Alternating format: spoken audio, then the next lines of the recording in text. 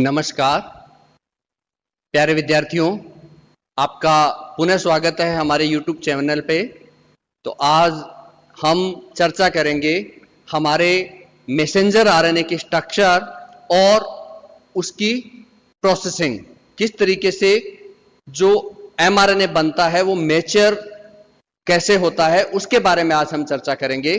तो आप हमारे चैनल को सब्सक्राइब करें। मैं डॉक्टर जेबी खान आपके समक्ष पुनः उपस्थित हूं। तो हम बात कर रहे थे एमआरएनए की।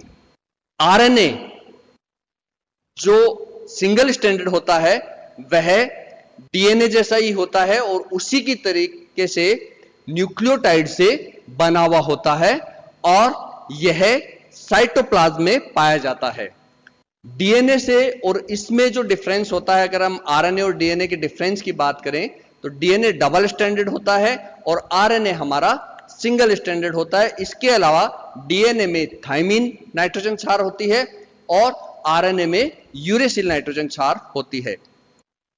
आरएनए का जो काम है वह coding, decoding, expression, protein synthesis, ये सारे काम हमारे आरएनए के द्वारा किए जाते हैं।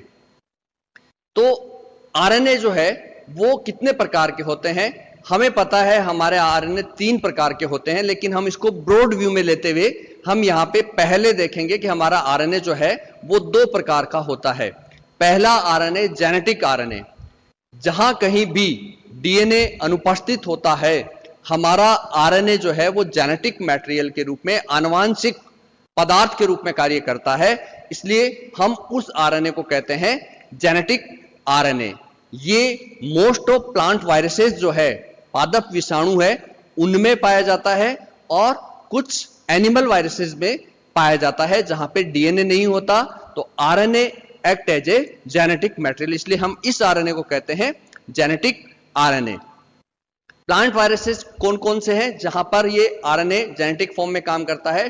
टोबैको मोजेक वायरस, टीएमवी में ये सिंगल स्टैंडर्ड होता है और वुंड ट्यूमर वायरस में ये डबल स्टैंडर्ड, यानी आरएनए भी डबल स्टैंडर्ड में पाया जाता है। कुछ वायरसेस में ही होता है ऐसा, अन्यथा ये सिंगल स्टैंडर्ड ही होता है। और एनिमल वायरस की बात करें तो एनिमल वायरस में, इन्फ्लुएंजा वायरस में ये सिंगल स्टैंडर्ड होता है और रियो वायरस में ये डबल स्टैंडर्ड होता है। यानी जहां पर डीएनए अनुपस्थित होता है वहां पर RNA also act as a genetic material. तो उस आरएनए को हम जेनेटिक आरएनए की संज्ञा देते हैं। अब दूसरा हमारा आरएनए होगा नॉन जेनेटिक, यानी जहां कहीं भी डीएनए उपस्थित होगा हमारा आरएनए जेनेटिक मटेरियल के रूप में कार्य नहीं करेगा, वो केवल coding, decoding, expression, protein synthesis आदि का कार्य करेगा। तो उस आरएनए को हम नॉन जेनेटिक आरएनए कहते हैं। अब जो हमने बात की थी कि हमारा आरएनए 3 प्रकार का होता है, तो ये आरएनए अब हम वही 3 प्रकार यहां पे चर्चा करते हैं। तो messenger RNA, mRNA, ribosomal RNA, rRNA और ट्रांसफर आरएनए, टीआरएनए।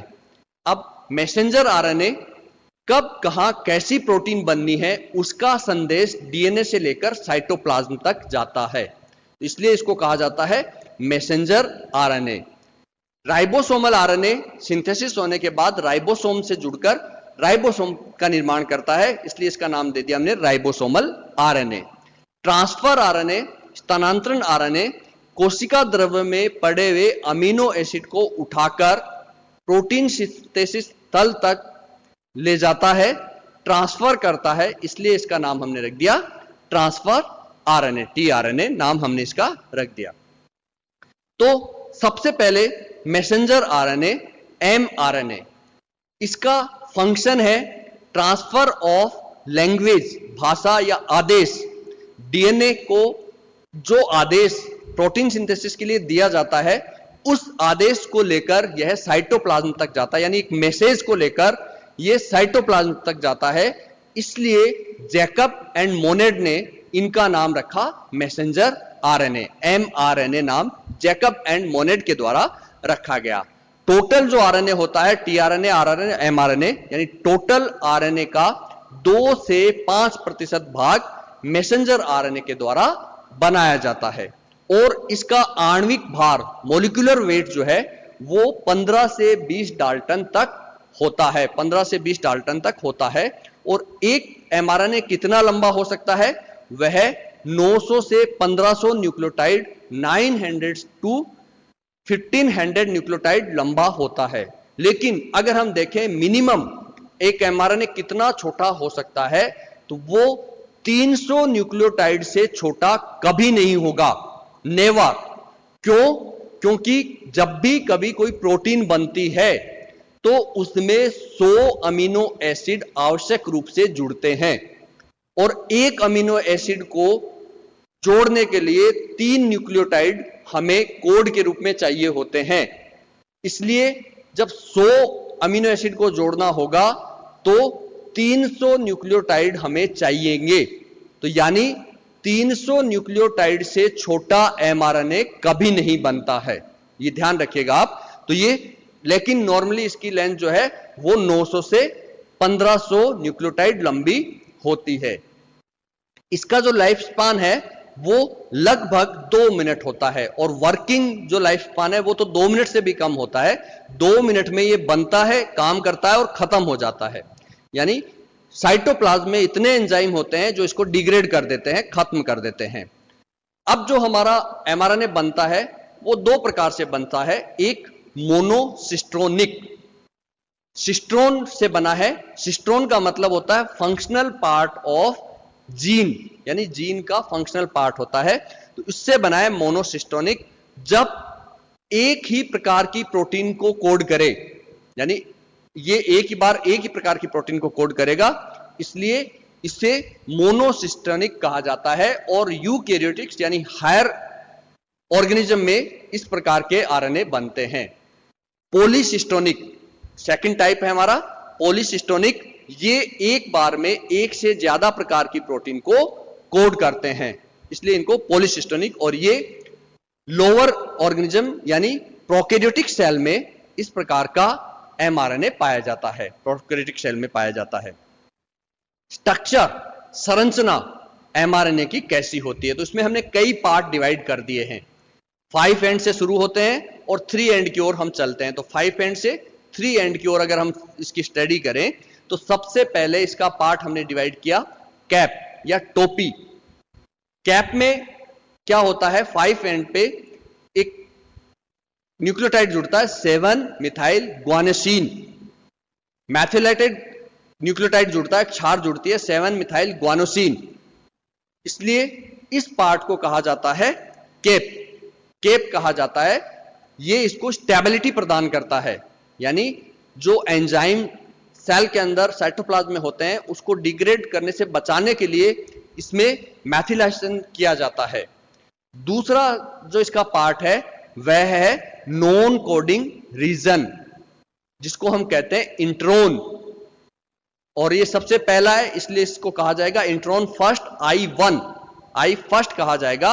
यह 10 से 100 न्यूक्लियोटाइड लंबा होता है, यानी इतना बड़ा इसमें इंट्रोन फर्स्ट होता है। 10 न्यूक्लियोटाइड से 100 न्यूक्लियोटाइड लंबा हो सकता है।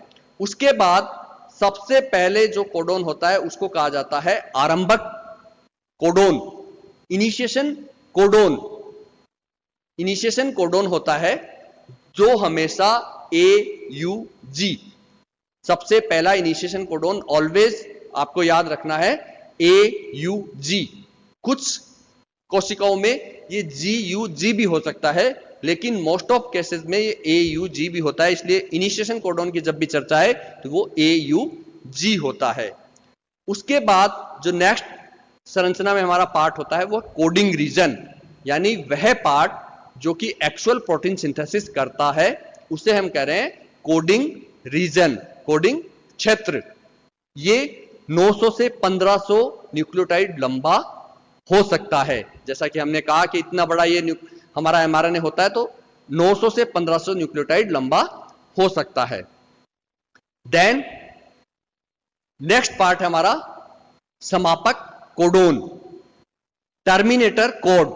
टर्मिनेटर कोड ये 3 होते हैं। टर्मिनेटर कोड जो है 3 प्रकार के होते हैं, UAA, UAG और UGA। UAA को ओकरा कहा जाता है, UAG को अंबर कहा जाता है और UGA को ओपेल कहा जाता है। ये 3 प्रकार के ऐसे कोड हैं, ये जब भी mRNA में आएंगे सिंथेसिस की प्रोसेस रुक जाती है। अब एक बहुत बड़ा प्रश्न है यहां पे कि ये ऐसा क्या करते हैं कि प्रोसेस जो सिंथेसिस की वो रुक जाती है। तो वो उसका जवाब ये है कि कोड का टीआरएनए के अंदर होता है एंटी कोड। कोई भी कोड है उसका एंटी कोड होता है टीआरएनए के अंदर और वो उसी के अकॉर्डिंग टीआरएनए आके जुड़ता है। तो इन 3 कोडोन का UAA, UAG और UGA, इन 3 कोडोन का कोई एंटी कोड प्रकृति ने बनाया ही नहीं। तो जब भी ये कोड आएगा ऑटोमेटिकली हमारी जो प्रोसेस है वह स्टॉप हो जाएगी, सिंथेसिस रुक जाएगा, इसलिए इनको कहा जाता है टर्मिनेटर कोड। उसके बाद नेक्स्ट हमारा है नॉन कोडिंग रीजन सेकंड, जिसको हम इंट्रॉन सेकंड कहते हैं। जो फंक्शन सिंथेसिस करता है उसको एक्सॉन कहा जाता है और जहां पे कोई भी लैंग्वेज नहीं होती उसको इंट्रॉन कहा जाता है। तो ये इंट्रॉन सेकंड हो गया और ये 50 से 150 50 to 150 न्यूक्लियोटाइड लंबा होता है। लास्ट में 3 एंड पर इसकी होती है पुच या टेल। उसमें क्या होता है, इसकी 3 एंड पे पोली एडेनिन जो है वो इसमें आके जुड़ता है।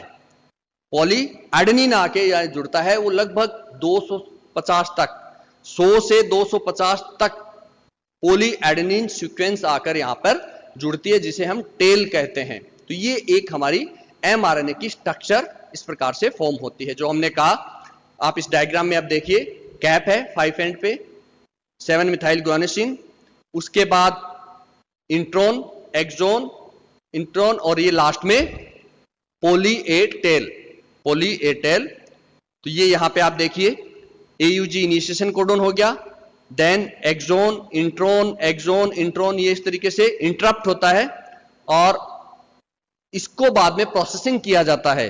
जब बनता है हमारा RNA मॉलिक्यूल तो वो बड़ा होता है, लार्ज होता है, उसको हम प्रोसेसिंग करते हैं, उसका प्रसंस्करण करते हैं। तो ये processing of mRNA, processing of mRNA।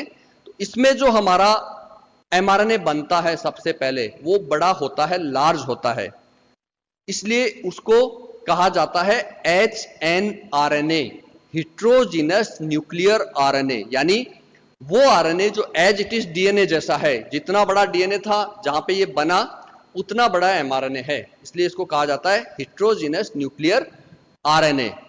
बड़ा होता है, मॉलिक्यूलर वेट इसका ज्यादा होता है, तो ये बनता है, इसकी प्रोसेसिंग होती है और प्रोसेसिंग होने के बाद हमारा एक्चुअल फंक्शनल mRNA बनता है, प्रसंस्करण होता है इसका।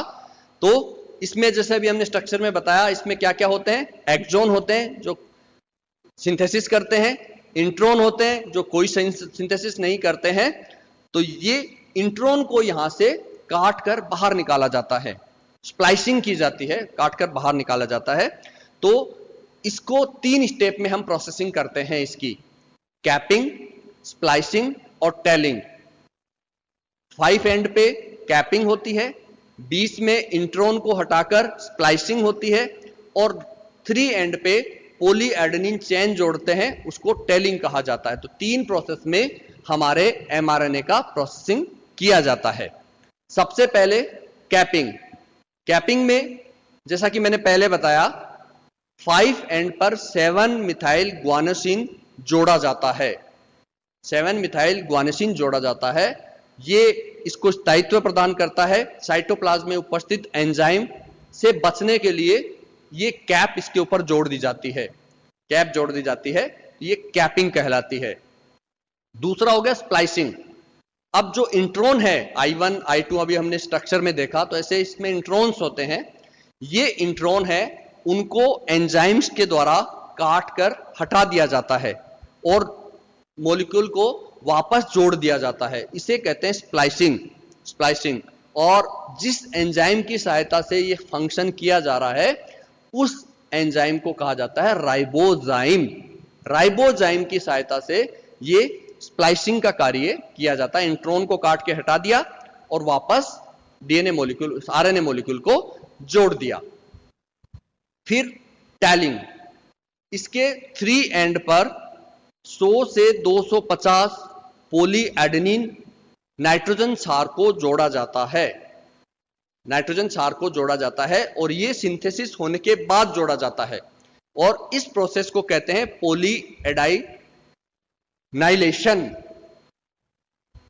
पॉली एडेनाइलेशन इसको कहा जाता है।